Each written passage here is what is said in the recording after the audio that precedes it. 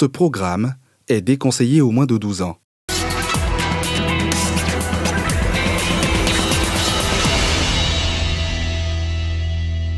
Monsieur Lebailly vivait avec sa femme chez ma tante pendant plus de 6 mois parce qu'il n'avait pas les moyens de s'offrir un studio. Il a dit qu'on devait se tenir prêt au cas où ça se gâte.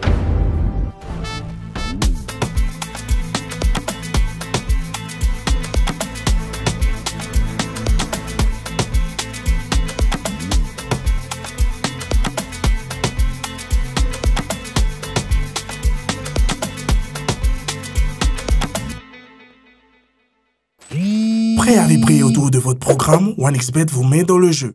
Il se disait envoyé des Nations Unies et se présentait comme un haut commandant international de la WCHR. Il portait l'uniforme avec prestance et inspirait la confiance à coups de promesses. En 2021, notre émission révélait le visage trouble du général autoproclamé Joseph Mathias Lebailly. Nous avons surtout parlé de la douleur de ses victimes. Aujourd'hui, l'heure du verdict a sonné. Le mercredi 26 mars 2025, il a été condamné à 10 ans de prison ferme, assorti de plusieurs autres amendes. C'est le prix d'un tissu de mensonges cousu avec soin et porté avec arrogance. Faux documents, usurpation d'identité, escroquerie de grande envergure, blanchiment de capitaux, l'homme au galon imaginaire a-t-il été consumé par sa propre mise en scène ou est-il victime d'un piège plus grand que lui? Entre trahison, loyauté incertaine et rêve brisé, retour sur cette affaire où le vrai et le faux se livrent une bataille sans uniforme.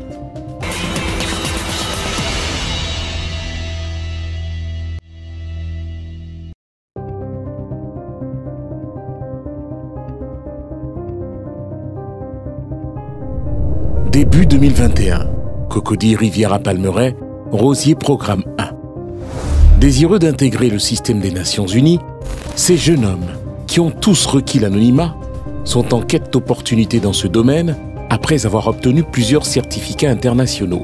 L'un d'entre eux, Franck, nom d'emprunt, fait la connaissance d'un général d'une organisation dite rattachée à l'ONU, nommée Joseph Mathias Lebailly. Monsieur Lebailly vivait avec sa femme chez ma tante pendant plus de 6 mois parce qu'il n'avait pas les moyens de s'offrir un studio. Ma tante travaillait dans une institution financière panafricaine. Elle m'a fait savoir que Monsieur Lebailly avait eu des problèmes à un moment donné et qu'il s'est débrouillé pour avoir une organisation rattachée à l'ONU. Elle voulait donc que je travaille avec lui au regard de mon expérience. Une thèse que confirme Marc, qui rejoindra plus tard le présumé général dans son organisation. Monsieur Lebailly s'est présenté comme général de brigade avec 2 étoiles. Il dit qu'il a un engagement de l'ONU et qu'il doit implanter sa structure. Il avait besoin de nous pour notre expertise, mais on doit s'inscrire parce qu'il dit l'argent, ce n'est pas lui qui prend. Il disait que comme c'est une affaire de l'ONU, on ne peut pas faire entrer les gens par affinité. Et que normalement, il y a un entretien à passer dans un cabinet d'avocats. Bien que dubitatifs, les 2 jeunes hommes s'engagent tête baissée au sein de cette organisation, la World Chaplains Association Human Rights, WCAHR, du présumé général Mathias Lebailly, dont la tante de Franck est déjà membre. Dans cette aventure, ils embarquent 3 autres amis que sont Armel, Serge et Alain. 11 août 2021. La formation, d'une durée de 2 ans, débute sur des chapeaux de roue par une première section de 2 semaines.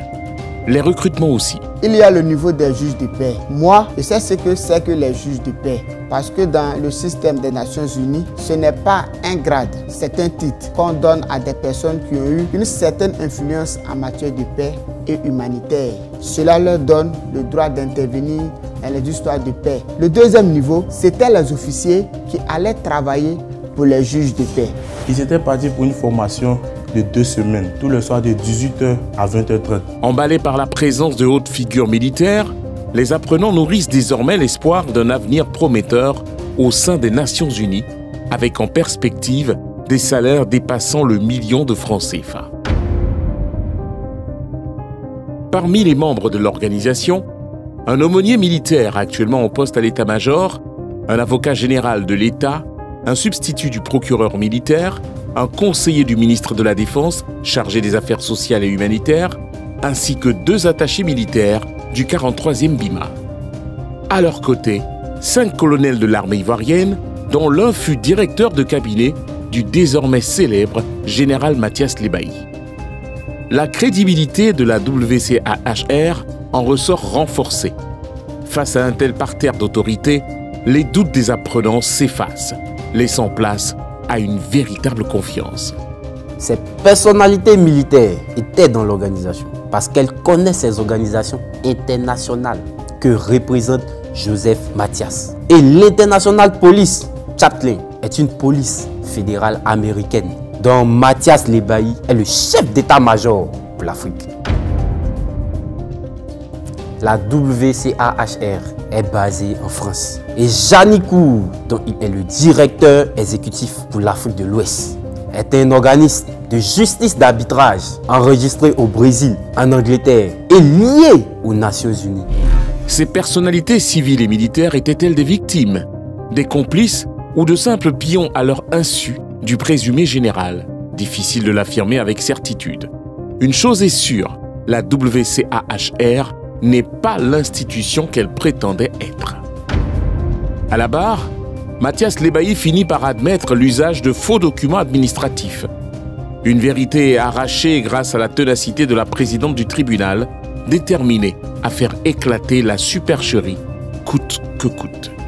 Monsieur Lebailly, cet accord de siège que vous revendiquez, vous ne l'avez jamais obtenu. Du reste, cela relève du ministère des Affaires étrangères et non celui de l'Intérieur. Par ailleurs, aucune procédure, encore moins des documents, atteste que votre structure ait une accréditation ou encore figure au rang des organisations internationales reconnues par le système des Nations Unies. Officiellement, nous n'avons pas eu des documents des autorités ivoiriennes. Pour ma tenue militaire, quand j'ai été nommé, elle est venue. Et on nous a dit qu'on pouvait confectionner nos tenues et avoir nos codes vestimentaires. On nous a aussi demandé une autorisation de l'état-major des armées. Nous y sommes allés, nous avons déposé un courrier mais on n'a pas eu de retour.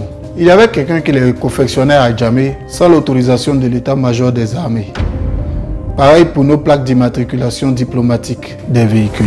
Cette révélation glaçante fait grincer la salle d'audience, saisie par l'audace de tels agissements. Mais le public n'est pas au bout de ses surprises. Le tribunal aussi d'ailleurs. Mathias Lebailly, vêtu d'un jean bleu nuit, d'un t-shirt bleu et d'une chasuble orange estampillée de tenue 12 PPEF, poursuit ses aveux sans sourciller des yeux. Il affirme s'être rendu à l'état-major en tenue militaire sans jamais être inquiété. Mieux encore, il se targue d'y avoir un point focal. Comme si cela ne suffisait pas, il révèle l'existence d'un parc automobile particulièrement fourni au sein de son organisation. 2 Range Rover, une Vogue et puis une Sport, une Mercedes GLE, 2 BMW, une X3, une X5, une Honda et une Toyota double cabine avec une Prado. Tous les véhicules ne m'appartiennent pas. La Range Rover Sport, je l'ai achetée avec un médecin à 5 millions de francs CFA. Et puis la Vogue, elle, je ne l'ai pas encore achetée. Elle appartient à mon cousin. Et il y a des véhicules qu'un fournisseur, un commandant, nous a donné qu'on devait payer plus tard. Mathias Lebailly l'a reconnu sans détour. Il a fait fabriquer de fausses tenues militaires et des plaques d'immatriculation frauduleuses. Mais pire encore, il affirme s'être rendu en uniforme dans l'enceinte de l'état-major sans jamais être inquiété. Des aveux glaçants qui hérissent dans la salle d'audience et font ressurgir une panoplie d'interrogations troublantes. Comment expliquer une telle proximité entre le faux général et certaines figures civiles et militaires de premier plan? Comment a-t-il pu naviguer aussi librement entre les mailles de ce système pourtant verrouillé? Pourquoi ces portes se sont-elles ouvertes avec tant de facilité? À ce stade, ce n'est plus seulement une question d'usurpation, mais tout un système qui est pointé du doigt. Selon les juges du pôle économique et financier, les murs du bureau du présumé général étaient tapissés de diplômes, le présentant tour à tour comme docteur, juge, ambassadeur ou encore général de brigade. Sur ces titres, l'accusé reste évasif, parfois même silencieux. Une question demeure. Comment des personnalités civiles et militaires ont-elles pu se retrouver liées à un tel faussaire? Certains appelés à la barre pour livrer leur part de vérité affirment avoir été dupés. C'est le cas du procureur militaire Ange Kessi, qui évoque clairement un piège. En octobre 2021, M. Lebailly a été introduit à mon bureau par Baptiste Ariel Chéné comme ONG de juge de la paix. Il a demandé à que je sois le parrain de sa promotion. J'ai fait beaucoup de parrainage en dehors de mes fonctions, notamment chez moi. J'ai accepté parce que j'avais vu des Américains venir en Côte d'Ivoire et parler de juge de paix. Ils disent qu'ils ont besoin de mon soutien et de ma présence. Pas besoin d'argent. Donner des informations à des jeunes Ivoiriens, des cours à la faculté de criminologie. Je n'y voyais pas d'inconvénient. Notre pays a besoin de paix et le tribunal militaire a aussi une mission de prévention et de sensibilisation. Il lui a donc donné un magistrat pour donner les coups. C'est le début de la descente aux enfers pour le commissaire du gouvernement. Le contraste est éloquent car le présumé général et son organisation, eux, émergent, fleurissent et explosent. Ils prendront à nouveau de la masse grâce à la présence effective de leur parrain le samedi 18 décembre 2021 à la cérémonie de graduation qui s'est tenue dans le village de Brébeau à Bingerville. La présence du procureur militaire achève de lever les derniers doutes. Même les plus sceptiques finissent par y croire. Je suis allé à cette cérémonie en tant que simple citoyen. Aucune loi ne m'interdit de porter la tenue militaire pour une cérémonie privée. Quand nous allons à l'IVOCEP, que le défunt soit militaire ou civil, nous portons des tenues militaires. C'était la deuxième fois que je voyais M. Lebailly. Je suis allé en tenue militaire parce que c'était un jour de travail. Le mal est déjà fait et le commissaire du gouvernement enfonce le clou lorsqu'il se rend au siège de la WCAHR au lendemain de la cérémonie de graduation. Monsieur Lebailly voulait venir à mon bureau avec ses élèves pour me remercier. Il n'y avait pas de place. Je suis donc allé chez lui. Nous avons fait des photos avec ce carton. C'est le seul cadeau que j'ai reçu de ce monsieur. Les photos aux côtés du procureur militaire font la une des journaux, renforçant l'illusion d'une structure crédible et reconnue. Monsieur Srejan, le père d'Ariel Chéné, m'a rassuré que la WCAHR est une structure de l'ONU et que c'est la raison pour laquelle nos badges et autres sont flanqués UN. Donc nous étions des élèves de l'ONU qu'on pouvait envoyer dans les pays où il y a la crise. Il a dit qu'on devait se tenir prêt au cas où ça se gâte pour pouvoir agir. Prenons l'exemple de la crise électorale de 2020 dans notre pays. Et dit logiquement, si nous étions opérationnels, nous serions envoyés sur les sites pour prévenir la crise. On doit former, installer et créer des juridictions de paix.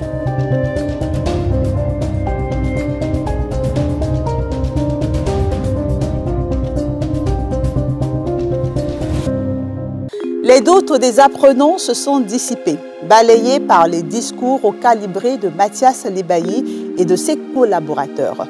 Mieux encore, la présence de personnalités à ces différentes activités a achevé de renforcer l'illusion. Lentement mais sûrement, l'engrenage s'est mis en marche. L'imposture atteint son paroxysme. Mais jusqu'où Mathias Lebailly est-il prêt à aller? Qui savait vraiment et surtout, qui a fermé les yeux? La vérité commence à peine à émerger et ce n'est que le début. La suite de cette incroyable machination dans l'épisode 2 de notre enquête. Restez avec nous. Le plus troublant reste à venir. Bonsoir. Paris gagné, vous venez de suivre votre programme avec OneXBet, site de paris sportifs en ligne.